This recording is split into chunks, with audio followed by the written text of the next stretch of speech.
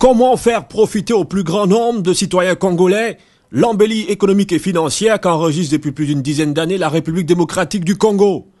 C'est la problématique au cœur du forum de haut niveau sur la croissance économique inclusive, organisé par le gouvernement congolais en collaboration avec la prestigieuse université américaine de Harvard. Le Premier ministre Matata Ponyo entend faire de la réduction de la pauvreté un axe essentiel de son action dans un pays continent de plus de 70 millions d'âmes qui a pour lui une croissance économique moyenne d'au moins 7% supérieure à la moyenne sur le continent. Cette rencontre entre théoriciens et praticiens du développement revêt un caractère stratégique pour la RDC qui veut inscrire son développement sur le chemin du savoir et d'une volonté politique irréversible. C'est dans ce sens, mesdames et messieurs, que je voudrais vous convier à réfléchir afin de donner au gouvernement et aux instances concernées des pistes, des solutions innovantes et efficaces, des solutions pratiques à court et à moyen terme devant permettre au gouvernement de mieux ajuster sa politique économique. Les réformes structurelles engagées par le gouvernement congolais sont unanimement saluées par l'ensemble de la communauté financière internationale.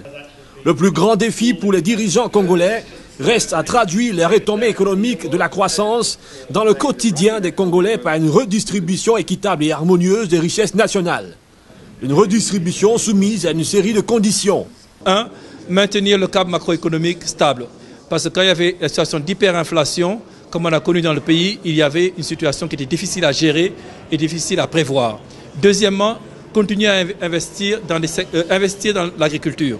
L'agriculture est importante pour le pays parce qu'elle permet justement de réduire les importations de produits alimentaires qui coûtent cher à la balance des paiements, mais également permet de réduire le coût du travail.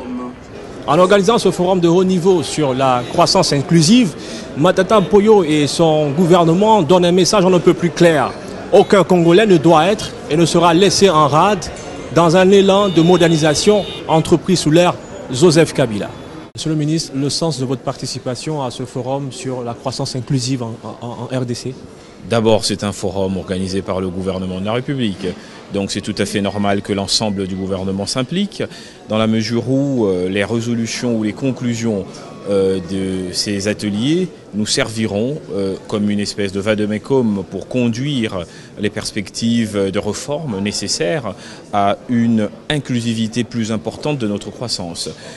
En tant que ministre de l'Industrie de la République démocratique du Congo, je suis évidemment impliqué et intéressé au premier chef, comme vous avez pu le constater dans les différents panels et même dans les différentes interventions. Le maillage industriel est essentiel à la redistribution de la croissance. La République démocratique du Congo se positionne ainsi comme une république ouverte à l'expérience des autres au service de son propre développement. Je crois que cette grande inspiration du chef de l'État, sous la coordination du Premier ministre, a été tout à fait judicieuse, et notre devoir en tant que décideur public, c'est de traduire en acte de pouvoir toutes ces résolutions. En ce qui concerne le ministère de l'Industrie, rassurez-vous, très rapidement, nous allons nous impliquer pour que les différentes conclusions et résolutions puissent être intégrées dans le schéma global de réindustrialisation de la République démocratique du Congo, de son redressement productif, tout cela en conformité avec le programme du gouvernement. Monsieur le ministre, justement, quel est l'état des lieux de cette industrialisation qui est un pilier justement de la croissance? Deux problématiques essentielles au niveau de la République démocratique du Congo. Il y a la problématique du redressement productif. Nous devons ressusciter, remettre sur pied les industries congolaises qui ont fait faillite, qui ont fermé à la suite des pillages des années 90, résultat des convulsions politiques. C'est une gageure, certes, mais c'est également une mission exaltante. Pour cela, il faut des investissements directs étrangers, mais il faut également une sécurité juridique et judiciaire plus grande des investissements, globalement l'amélioration du climat des affaires, ce qui de mon point de vue et du point de vue du gouvernement, est un chantier déjà entamé. L'adhésion à l'OHADA, la signature de la Convention de New York sur l'arbitrage des contentieux internationaux, des contentieux commerciaux. Donc il y a, si vous voulez, au niveau de la République démocratique du Congo, des avancées significatives au niveau de l'amélioration des conditions juridiques et judiciaires, de la sécurité juridique et judiciaire des investissements.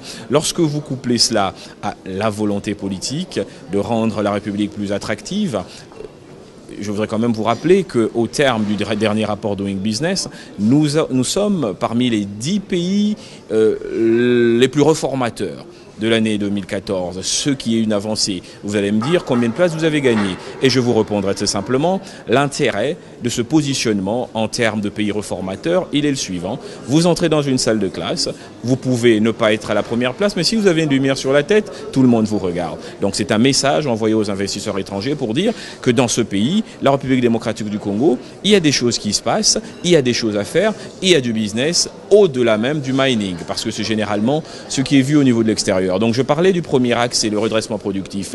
Mais le deuxième axe, c'est le développement de la petite et moyenne industrie, maillage essentiel du développement industriel de la République démocratique du Congo. Une population de 70 millions d'habitants avec un pouvoir d'achat constaté et évident. Le secteur informel étant prépondérant, les statistiques ne sont pas toujours disponibles. Mais dans les faits, ceux qui sont dans l'industrie de la panification, dans l'industrie de la production des biens de première consommation, dans l'industrie du cosmétique, dans l'industrie pharmaceutique et dans toutes les industries de l'eau et du conditionnement de l'eau. Et ce sont des industries florissantes en République démocratique du Congo qui se retrouvent dans des situations quasi monopolistiques. Nous avons des espèces d'oligopoles finalement qui gèrent tout cet espace de consommation. Il y a un appel à faire là-dessus. Les producteurs locaux sont invités et le devoir du ministère de l'Industrie, dont je suis le ministre, c'est de trouver des mécanismes de financement à travers notamment le fonds de promotion de l'industrie qui dépend du ministère de l'Industrie pour faciliter l'accès à des crédits de relance, à des crédits relais, à des crédits bonifiés, à tout un arsenal de facilités de financement qui vont permettre l'éclosion de cette classe industrielle moyenne. À côté de cela, il y a, comme précédemment, la nécessité de voir des investisseurs directs venant de l'étranger investir dans autre chose que le mining.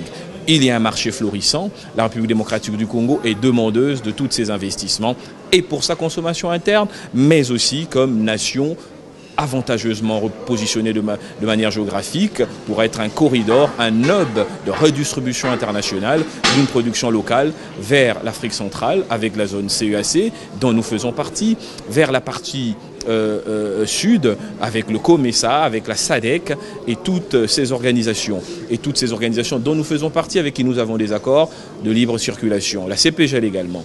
Donc l'environnement est assaini, je dirais, soyons modestes, est en perpétuel assainissement. Il y a de l'espoir. La République démocratique du Congo est un pays attractif. Ne soyez pas les derniers. Venez, c'est maintenant qu'il faut venir.